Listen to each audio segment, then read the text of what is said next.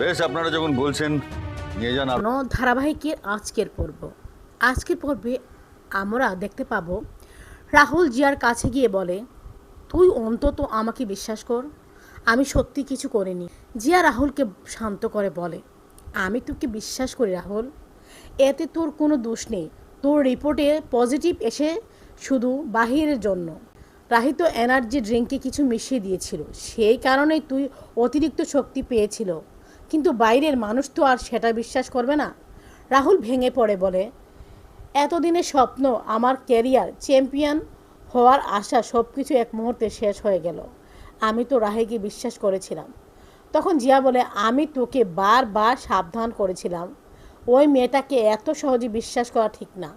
কিন্তু এখনও সব শেষ হয়ে যায়নি, তো সামনে এখনও একটা পথ খোলা আছে। রাহুল অবাক হয়ে জিজ্ঞেস করে, কী পথ? জিয়া বলে, এই পরিস্থিতি থেকে আপাতত বেরিয়ে যাওয়া সবচেয়ে বুদ্ধিমানের কাজ, তাই আমার সঙ্গে বিদেশে চল। রাহুল সঙ্গে সঙ্গে উত্তর দে, তার মানে আমাকে এখান থেকে পালিয়ে যেতে বলছিস? এটা আমার পক্ষে সম্ভব না।